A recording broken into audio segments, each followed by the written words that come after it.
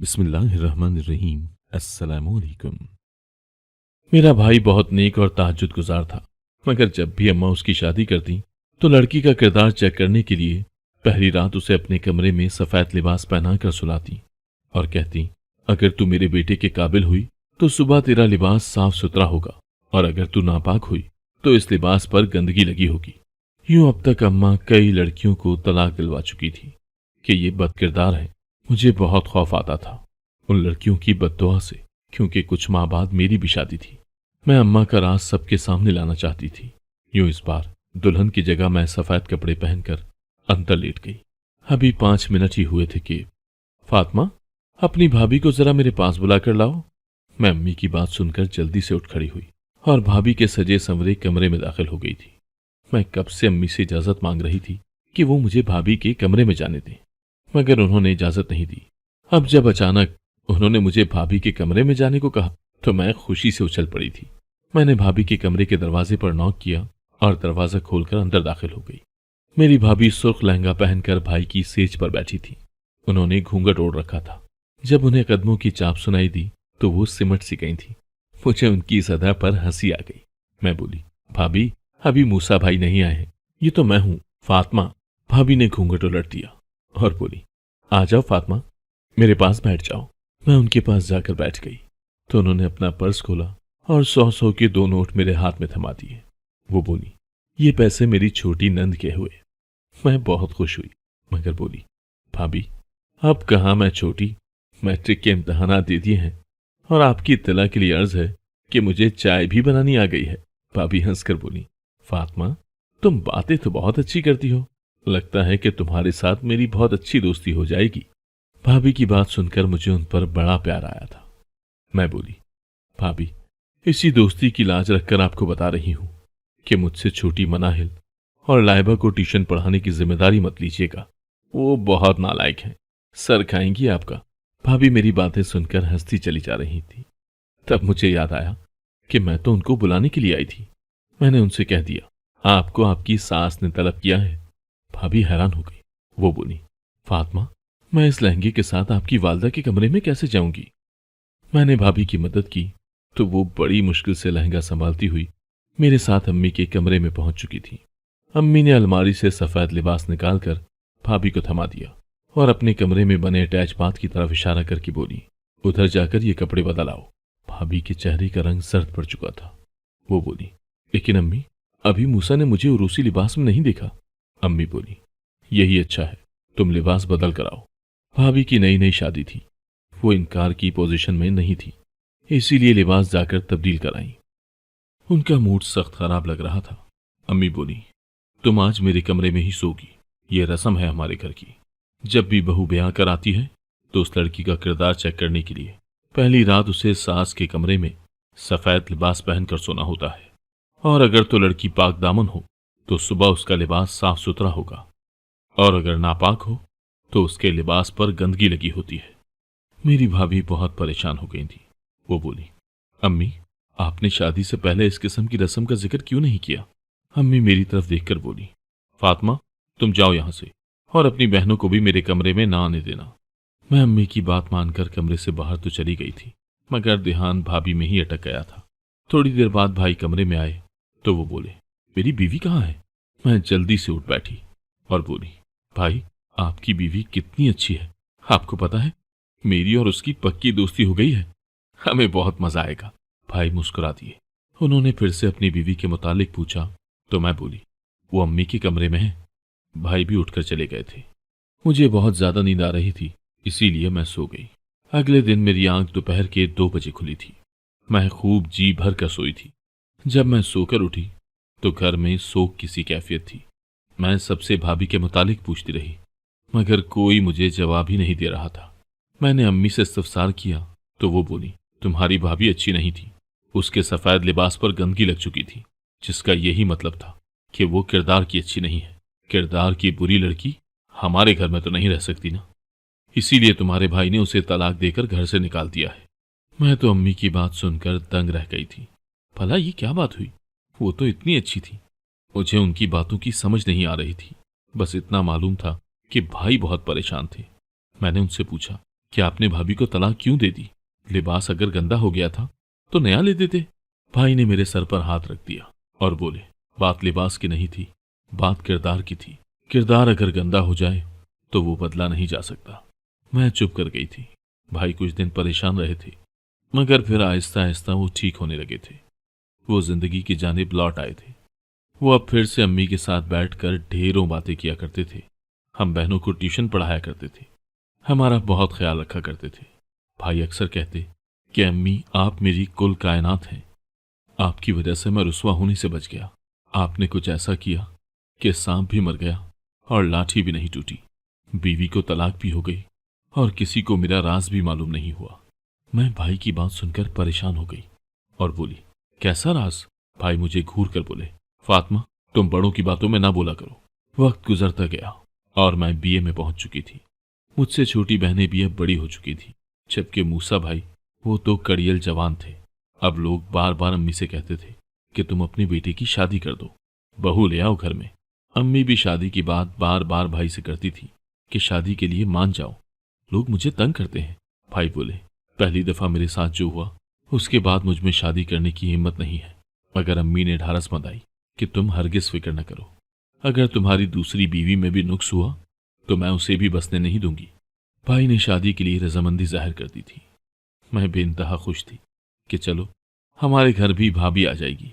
लेकिन मुझे आज भी वो पहले वाली भाभी और उसकी बातें याद हैं। अगर वो हमारे घर में होती तो अब तक मैं फुप्पो बन चुकी होती। खैर, किस्मत की लिखी कौन टाल सकता है। हमारे घर दूसरी भाभी ब्याह कर आ गई थी। इस बार भी अम्मी सफेद लिबास वाली रस्म करना चाहती थी, इसीलिए उन्होंने मुझे भेजा कि अपनी भाभी को बुला कर लाओ। मैं भाभी के कमरे में गई और बोली, भाभी, आपको अम्मी बुला रही हैं। वो हैरत से मुझे देखने लगी और बोली, फातिमा, मैं ऐसे कैसे जा सकती हूँ आपकी अम्मी के पास? तुम यूं करो कि उन्हें मेरे पास भेज दो। मैंने सर हिला दिया और वापस पलट गई। मैंने अम्मी को भाभी की बात बताई तो वो एकदम से आग बगोला हो गई थी। वो बोली, उस बदतमीज को जरा शर्म नहीं आई जो सास को अपने कमरे में बुला रही है? तुम यूं करो कि उसके पास दोबारा जाओ और कहो कि तुम्हें अम्मी बुला रही हैं। मैं फिर से भाभी के कमरे में गई तो वो बेजार हो गई और मुंह में कुछ बड़बड़ाती हुई उठकर मेरे साथ आ गई थी। अम्मी ने उनके सामने सफेद लिबास रख दिया और रस्म के मुतालिक बता दिया तो भाभी के चेहरे पर नागवारी फैल गई थी। वो बोली, आंटी, इतने जदीद दौर में अब ऐसी रस्में कौन करता है? अम्मी गरजदार लहजे में बोली, हम करते हैं। भाभी सहम गई और लिबास बदलने चली गई थी। मैं हैरान थी कि न जाने अब क्या होगा, इस भाभी की किस्मत में क्या लिखा होगा। सुबह हुई तो पता चला कि नई भाभी को भी भाई रातों रात तलाक दे चुके हैं, क्योंकि उनके लिबास पर भी गंदगी लग चुकी थी। हम सब बहुत परेशान थे, मगर भाई और अम्मी के चेहरे पर इत्मीनान ही इत्मीनान था। मैं भाई से कहने लगी, आपको डर नहीं लगता अपनी बीवियों को तलाक देते हुए? अगर अल्लाह नाराज हो गया तो आप क्या करेंगे? भाई बोले, अल्लाह की नाराजगी से बचने के लिए ही तो सारा दिन इबादत करता हूँ, रातों को उठ उठकर तहज्जुद पढ़ता हूँ। मुझे यकीन है कि मेरा रब मुझसे नाराज नहीं होगा।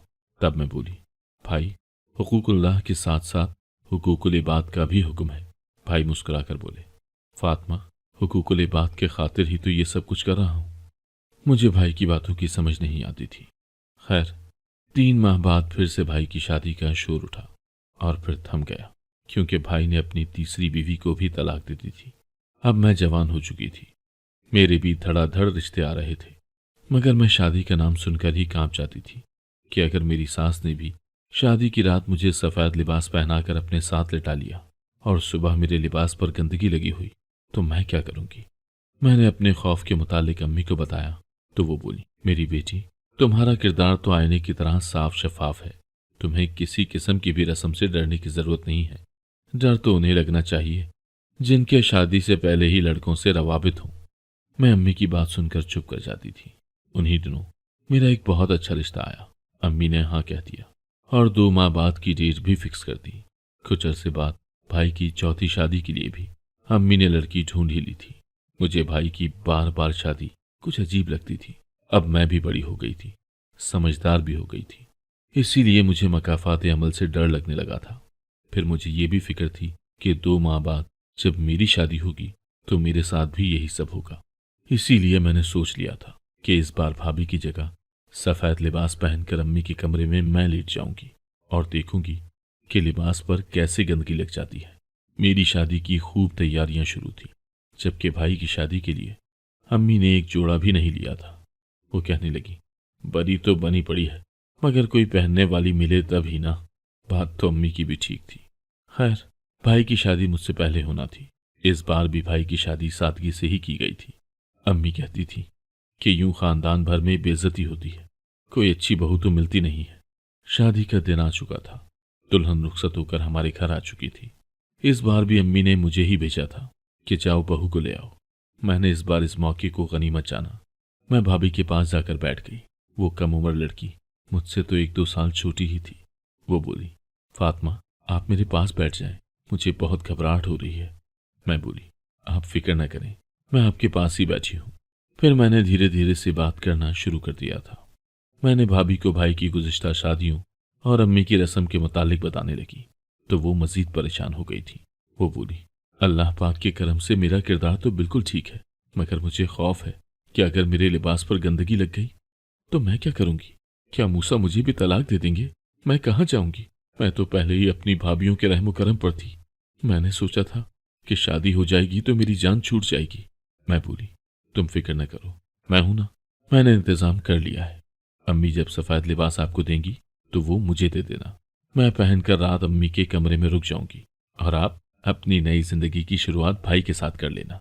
और हाँ, जब भाई पूछें कि तुम मेरे कमरे में क्या कर रही हो और अम्मी के कमरे में क्यों नहीं सोई, तो कह देना कि आपकी अम्मी ने ही मुझे भेजा है। भाभी बोली, फातिमा, मुझे बहुत डर लग रहा है, मैं क्या करूं? मैंने दिलासा दिया और बोली, अल्लाह पर भरोसा रखें, सब अच्छा अच्छा ही होगा।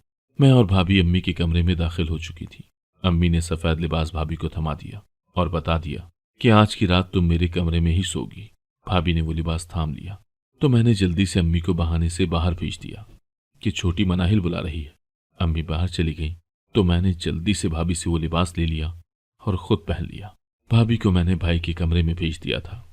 कमरे में हर सू अंधेरा फैला हुआ था। मैंने एहतियातन मुंह पर भी कपड़ा डाल लिया था। जब अम्मी वापस आई तो वो अपने बिस्तर पर लेट गई, लेकिन मैं आज सोने वाली नहीं थी। मेरी सारी तवज्जो इधर ही लगी हुई थी कि मेरा लिबास खराब होता है या नहीं। आधी रात बीत चुकी थी, तभी मुझे महसूस हुआ जैसे किसी ने मेरे लिबास को हाथ लगाया हो। आहिस्ता आहिस्ता वो हाथ मेरे लिबास पर आगे पीछे होने लगा। मैं हड़बड़ा कर उठ बैठी थी। तब मेरी नजर जिस चीज पर पड़ी उसने मेरी जान ही निकाल दी थी, क्योंकि मेरे सामने मेरी वालदा खड़ी थी जो कि सफेद लिबास को दागदार कर रही थी। वो मुझे देखकर शदीद खौफजदा हो चुकी थी और मैं गुस्से से हाँप रही थी। मैं एकदम चिल्लाकर बोली, अम्मी, तो इस सब के पीछे आप थी? आपने ऐसा क्यों किया? मुझे सच जानना है। अम्मी खौफ से हकलाने लगी थी। वो बोली, फातिमा, मैंने तुम्हें बहुत प्यार और मान से पाला है। मैं तुम्हारी आंखों में अपने लिए नफरत नहीं देख सकती। मैं रोने लगी और बोली, जिन लड़कियों को आपने बदकिरदार साबित किया है उनके वालिदैन ने भी उनको मान से पाला होगा। अम्मी रोने लगी थी। वो बोली, फातिमा, मैं तुम्हें बताती हूँ कि ये सब कैसे शुरू हुआ था। मेरी मंगनी मेरी भाभी के कजन के साथ तय हो चुकी थी। मेरी भाभी का कजन बहुत प्यारा था, मुझे उससे मोहब्बत हो गई थी। वो भी हमारे घर बहुत आया करता था। उन दिनों मुझे ऐसा लगता था कि मुझसे खुशनसीब और कोई नहीं है। फिर तुम्हें पता है मेरे साथ क्या हुआ? मेरा मंगेतर मेरी भाभी पर डोरे डाल रहा था और जिस दिन हमारी शादी होना थी उस दिन मेरी भाभी मेरे होने वाले शौहर के साथ भाग गई थी। उसने खुला का नोटिस भी भेज दिया था। हमारी जितनी बेइज्जती हो चुकी थी, इस हिसाब से तो भाभी को तलाक देना ही बेहतर था। भाई ने भाभी को तलाक दे दी। तब हमें पता चला कि भाभी ने दूसरी शादी मेरे मंगेतर से कर ली थी, जबकि मैं कंवारी बैठी रह गई थी। ऐसे घर से भला कौन लड़की ब्याहता है जिसके घर में रिश्तों का कोई तकद्दुस ही ना हो। अब तो मेरी उम्र भी ढलने लगी थी। मेरे वालिदैन मेरी वजह से बहुत परेशान थे। बदकिस्मती से मेरे वालिदैन का एक्सीडेंट हो गया। वालदा तो मौके पर ही चल बसी थी, जबकि अब्बू की सांसें अभी चल रही थी। तब अब्बू से मिलने मेरा मंगेतर आया था। उसने रो रो कर अब्बू से माफी मांगी और उन्हें बताया कि उसकी बीवी उनके बेटे को जन्म देते हुए चल बसी है। वो अब्बू से मेरा हाथ मांग रहा था। कहते हैं कि डूबते को तिनके का सहारा। उस वक्त अब्बू को जहीर से बेहतर और कोई नहीं लगा था, क्योंकि भाभी के जाने के बाद भाई ने भी नशा करना शुरू कर दिया था। वो तो हर चीज से बेगाना हो चुके थे। तब मैं जहीर की बीवी बनकर इस घर में आ गई और किस्मत की सितम ज़रीफी तो देखो, जिस औरत ने मेरा और मेरे भाई का दिल तोड़ा था, मुझे उसकी औलाद की ही मां बनना पड़ गया था। ज़हीर चाहता था कि उसके बेटे की परवरिश भी मैं ही करूं और उसे कभी न बताऊं कि उसको जन्म देने वाली मां मैं नहीं, कोई और थी। मैंने ज़हीर की बात मान ली थी। ज़हीर एक अच्छा शौहर साबित हो रहा था। वो मेरे लिए सब कुछ कर रहा था, मेरे नाज नखरे भी उठा रहा था, मगर मैं जानती थी कि वो ये सब मोहब्बत में नहीं कर रहा। वो तो अपने गुनाह को धो रहा था जो उसने मेरा दिल तोड़कर किया था। ज़हीर को यही लगता था कि उसकी बीवी मेरी बद्दुआ के बाइस मरी है, मगर खुदा गवाह है, मैंने उसे कभी बद्दुआ नहीं दी थी। अल्लाह ने मुझे 3 बेटियों से भी नवाज दिया था। मैं अब अपनी जिंदगी में खुश होने लगी थी, मगर किस्मत को कुछ और ही मंजूर था। ज़हीर एक खामोश सी दोपहर हरकत कल्ब बंद होने की वजह से अपने खालिक हकीकी से जा मिले थे। मैं एक बार फिर से टूट गई थी। 4 बच्चों के साथ मैं क्या करती, मगर ये शुक्र था कि ज़हीर अपने पीछे काफी असासा छोड़कर गया था। मैंने उन पैसों से तुम लोगों को पढ़ाया लिखाया, पैसे खत्म हो गए, मगर ये शुक्र है कि तभी मूसा को सरकारी जॉब मिल चुकी थी।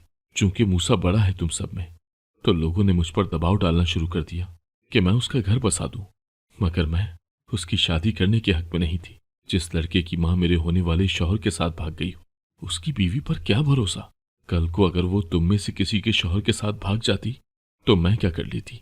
इसीलिए मैंने तय कर लिया कि ज़हीर की शादी तुम तीनों को रुखसत करने के बाद ही करूंगी, और फिर अगर उसकी शादी हो जाती तो उसने तुम बहनों के लिए जहेज भी नहीं बनाना था।